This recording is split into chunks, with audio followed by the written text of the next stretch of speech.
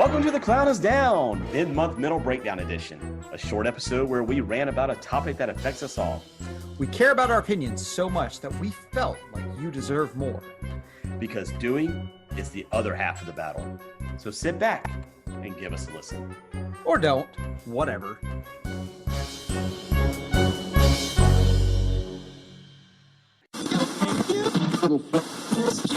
Well, it's that time again. It's time for a mid-month mental breakdown. This is Keith. And this is Pete. And we're going to talk about cats and cars and other ramblings. It's another rambling episode of The Clown is Down. Because sometimes we don't like topics. Damn right. Here we go. Ooh, I like it. Ooh, thinking about keeping secrets. Check this out. Oh yeah. What do you have you ever heard of Acoustic Kitty? Huh? Operation Acoustic Kitty? Have you ever heard of this? No. Okay. Who's asking?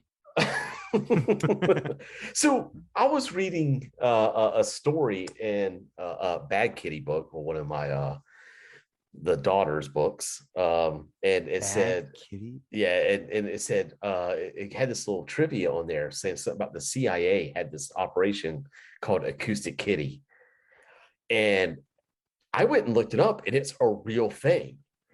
And what it was, and I love is your how child reading books about like MK Ultra and stuff. no, What kind of books does your kid read, man?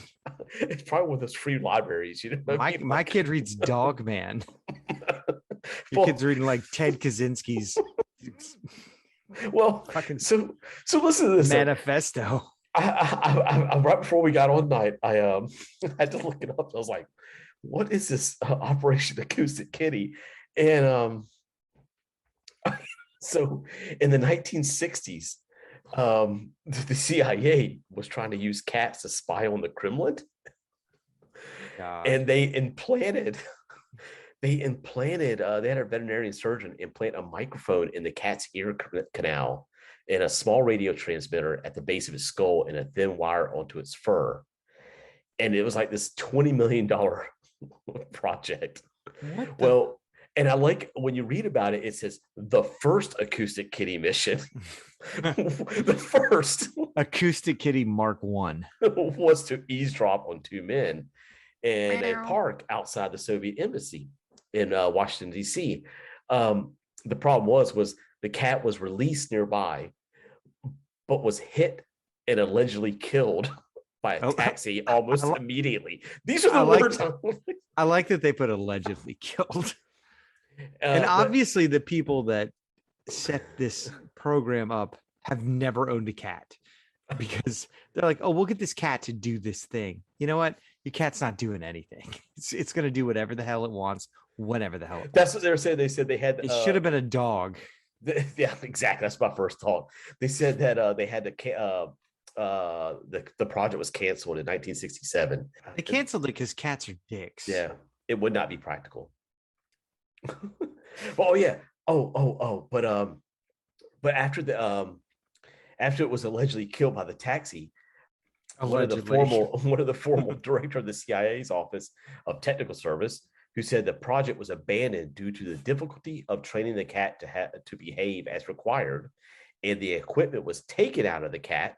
The cat was resewn for a second time and lived a long and happy life afterwards. What? I hate the government. I say bullshit. It was not. It was thrown into an incinerator. I bet it was. I bet it walked away from where it was supposed to be. The sniper that was on the roof took out the cat. No, they just lost the cat. They came up with this elaborate thing. They just lost the cat, and if they set it up again for anything, then they didn't remove it from the cat and sew it back up, and it lived a long, happy life. They threw it in an incinerator. It's the damn CIA. Operation Acoustic Kitty. But it was just weird because I saw it I was reading in a trivia thing in one of my daughter's books, and I was like, you know what job I want? I want to name operations for the United States government, because somebody like in all seriousness, they're coming up with these grand schemes and battle plans, and then there's just always one guy's like, man, we should call this like Operation Sword in the Face, and everybody's like, yeah, let's call it that, and then it becomes a matter of public record. I'm like, wouldn't it be cool if there was just one guy that did that? Yeah, it's kind of like going back to thinking about being in the boardroom of coming up with He-Man names. Yeah. Except that job sucks.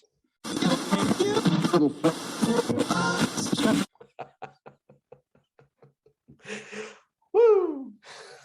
All right. God. What are we talking about tonight? The blood is the life. It is. Good God. Anyway, so what are we doing? We'll talk about cars real quick. All right. One thing about me is that I don't like high-end cars or sports cars. I'm not a fan. You don't like high-end sports cars, or you don't like high-end cars and sports cars? That high-end cars and sports cars. All right. I'm just not. I can't stand Lamborghinis. I hate them. What do you not like about Lamborghinis? Well, because I guess I'll have to walk back for a second. Started as a tractor company, the cars themselves were actually made out of spite. Did you know that? I think it was the head of Ferrari was making fun of another car or something, said it handled like a Lamborghini, and they made tractors at the time. So Lamborghini made a car. That's it. I think you, Ferrari. I think what it comes down to is that I'm such like things that I have are everything I have is useful. I like everything that I have. Right. It's like useful. I'm not especially like a car. Like if I'm afraid to park it, if I'm afraid to take it to the big box hardware store, and I can't throw wood into it or anything in the back of it, then I have no use for it. And to me, it's just liability that just sits there. And what if you're a race car driver? I'm not a race car driver. Okay, all right. I don't like to go fast in the car. So. I've never been a car guy. Like I've never been. I think most of my vehicles have been trucks or bigger vehicles. So when I get into a car, or even like a sports car, a smaller go fast car, I don't feel safe. I'm sure they are. Cars drive around every freaking day and they're fine. I just personally don't feel safe. I don't like how low they sit. I don't like how it feels sitting in it.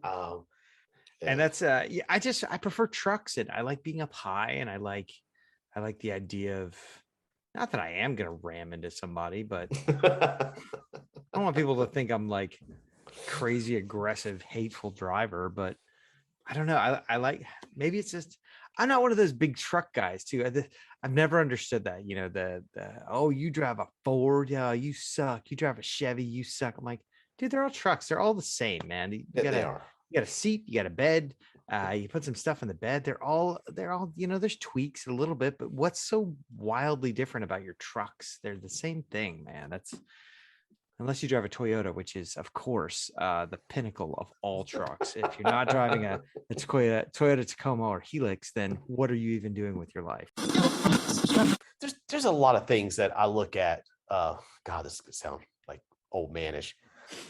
Like, that's why we're here. When I see things like, okay, I've never had like heated seats. Oh, and I know, and I see that. I hear that. I hear like what you say when I'm hitching around the wife. You have not lived, my friend. She's like, oh, I'd love to have heated seats. And all I keep thinking was, it's another thing to break that we're gonna have to fix. Okay. Yes, it is. But man, they're so nice. It really is. It really is. I've had it before, and whew, it's totally worth it. It's totally worth it. And it's the whole, like, I think one of the other things I hate about them is if I see somebody, they'll be like, hey man, that's a BMW, and I'm like, I don't care. I don't care. Yeah, I'm definitely not a status guy. Yeah. I don't care if it is a BMW. I don't care if it is, but if I'm not going to turn down heated seats or a nice sunroof. I've never had heated seats. No, wait, I'll take that back. I've sat on heated seats one time, and I'll tell you, the first time I felt it, I about came out of the seat because I didn't know what was happening. Didn't know what was going on. Yeah. I was sitting there and I got in the passenger seat. We were driving down the road, and all of a sudden I just jumped up, and then the person driving started laughing. And when you can set the levels on them too, that's like, and the zones, like you can do the butt zone or the back zone, and heated seats, man. I'm definitely not a label guy. I've never been a label guy, but again, I understand like these companies, these fancy companies that make high-end stuff, and they put these gadgets in the cars that trickles down over the years. Like over the years, it becomes standard in all the vehicles, like automatic door locks, power windows, all that all started on high-end vehicles, and then they slowly started working their way down to lower tier vehicles. Now lower tiers, it's standard. Your power windows, power locks, all that is standard on pretty much any vehicle you get. So you know what was originally not in a car that that was added in. I think one of the last, I'm not positive on this. It's either Mercedes or BMW. It was like they didn't put them in their car until way down the line. Cup holders. Really? Because you're not supposed to be drinking while driving. It doesn't mean like alcohol, just like you're not supposed to be just having it. I mean, I guess that kind of makes sense. That you're not supposed to do a lot of things when you drive, but sure. It's just like cup holders. I could see when they're originally making the cars. Yeah. Hey, should we put someplace for his coffee? No. Who's gonna bring a cup of freaking? Who's gonna bring a drink into the car? No one's gonna do that. That's dumb. And now we have like multiple sizes for the big gulp. Yes. Like literally, my truck. I'm thinking in my head, 1, 2, 3. It has 5. I have 5. Oh no. I guess counting there's a place on each door in my truck alone. So 2, 4, 7 cup holders. 7 cup holders and I have a Tacoma, and I have 7 cup holders. I'm not that thirsty. I'm missing that gene. It's like when I look and I see a Lamborghini, I don't go, holy shit, that's awesome. I just look at it and I'm like, oh God, don't go near it. Please, just whatever it is. I'm like afraid to walk near one because I'm like, I might kick a rock and like scratch it. And then I know that whoever has it's going to flip out. That's a X amount of money car. I was like, I don't care. Why do you have it in the parking lot at Home Publix? Depot? Yeah, it's not. Like, I think but it's not commonplace. We've seen pictures of it, but they are kind of cool to see out in the wild every once in a while. Would I drive one? Man, they're like so low. My old man body couldn't trying to get in and out of that thing. The whole car comes up to like maybe my waist, and the thought of trying to get in and out of something like that, it seems painful. It's not my thing. It seems too delicate, too intricate for me for a vehicle. But again, we're not car guys, so it's like, oh, it's the Lamborghini, it's this, don't touch it. You can't do this in it. You got to do this in it. You got to put this certain thing in it. Nobody else can do it. Everybody's going to want to talk to you. And I'm just like, oh God. Yeah. Oh yeah. Get away from me, man. I'm just like, please leave me alone. Please. I just wanted to go get me a sub and like, would you take your Lamborghini to go get a sub? If it was my ride, imagine you couldn't go through a drive-through in that thing. Oh, so many questions. It'd be so low they wouldn't see you pull up. Then you'd have to open the door and then get out. Yeah, I was like, I could have gone in and saved everybody the time and trouble. Phrases. Like what kind of phrases? Phrases. Like I was thinking about this the other day. Just someone said something. Very excited about that. Yeah, I know. I was like, well, it's just like it's we've talked before. Everything's situational. Right. Like it doesn't matter what it is. It's everything's situational. But like there was one phrase I've had someone say to me a bunch of times that would just get out of my house. Well, Who are you? Yeah, that's fine. How long have you been under my bed? No, I don't like whatever kills you will make you stronger.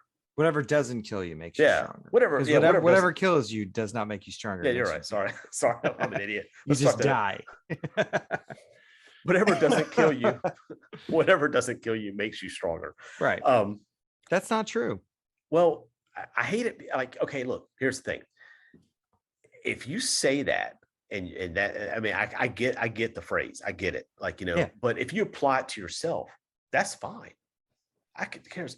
What I don't like is when people use that phrase and try to make it and try to like force it on you. Say like, you're carrying a plate of food and it falls down, rolls in like, whatever grimes on the kitchen floor, like in a restaurant. And they pick it up and they hand it back to you. And they go, here, eat it. Whatever kills you doesn't make you stronger. And they're like trying to get you to eat it. And it's like, no, that's not for me. I don't think they're using that phrase correctly. Yeah. I was like, that's first of all, I think they're just wrong in the usage of that phrase. that's to be perfectly honest. that's I think that's, I don't want kitchen floor food at all. That's I think I would say to that person, first of all, idiot, I don't want your floor food. Not one bit. Second of all, you're not using that phrase correctly. You eat it.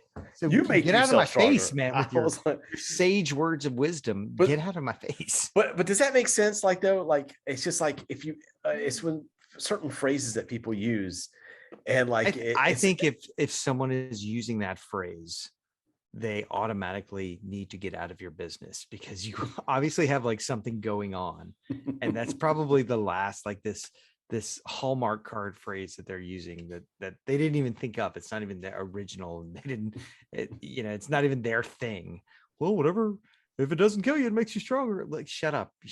I got enough going on, pal. I don't need your, I don't need your words of wisdom at this point. But yeah, I think the whole point about it is like, how, yeah, if cliched phrases. Yes. If you're using that for you, hey, go for it. Eat it. Yeah.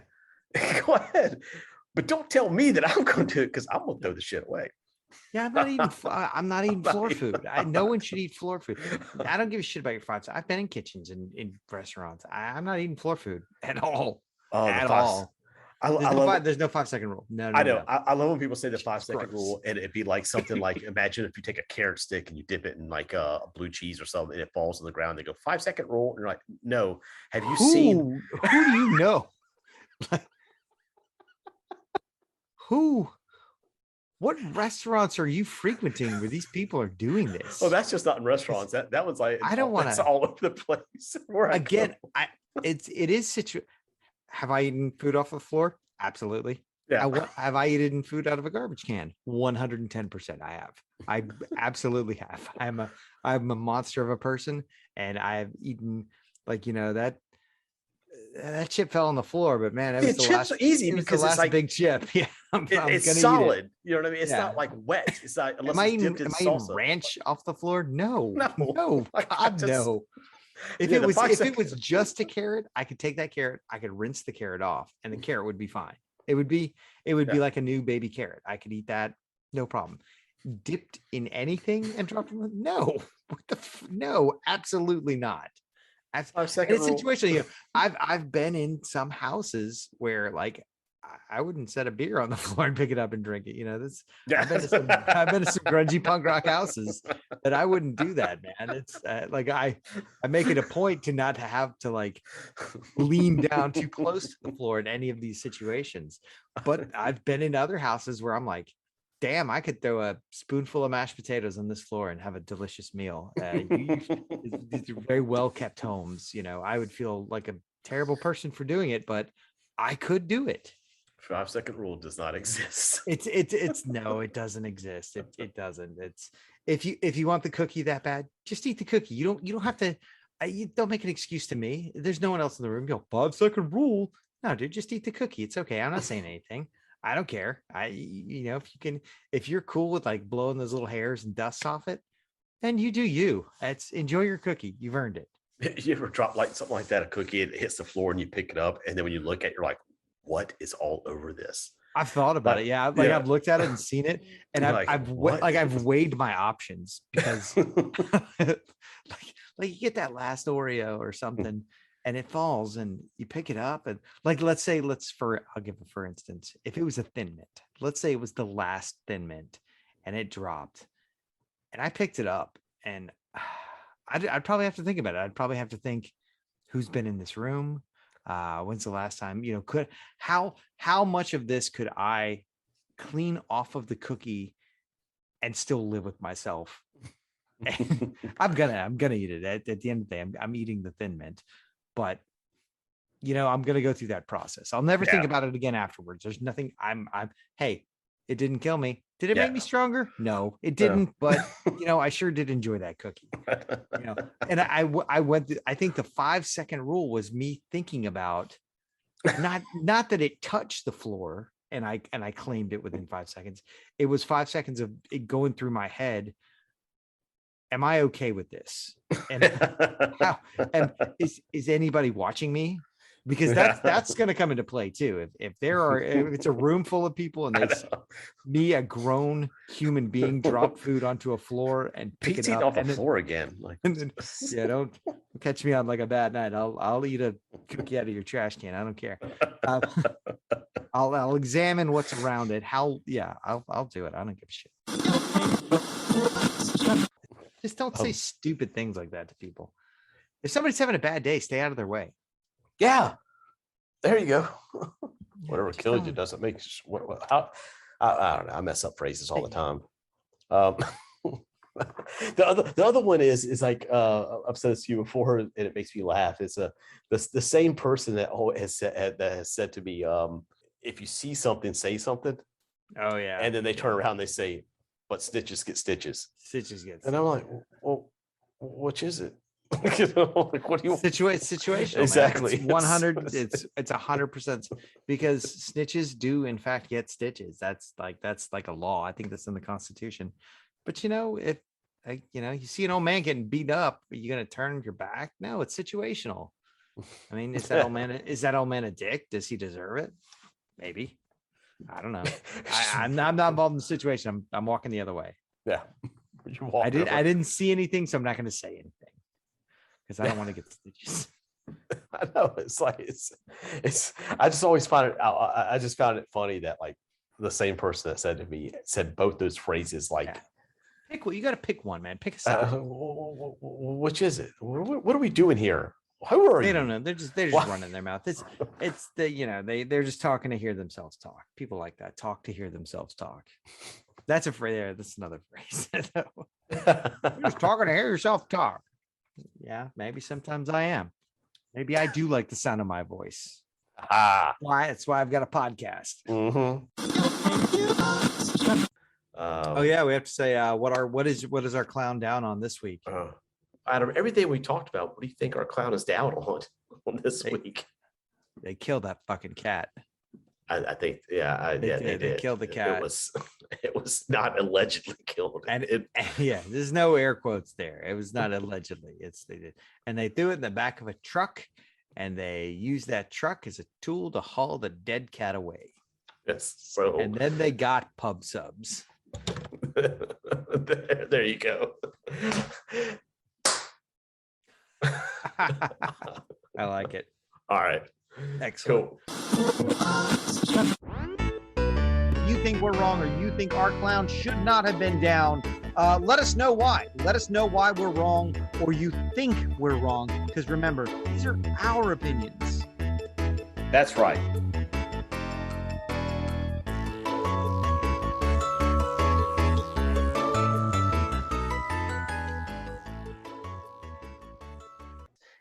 It's rad and sad all at the same time.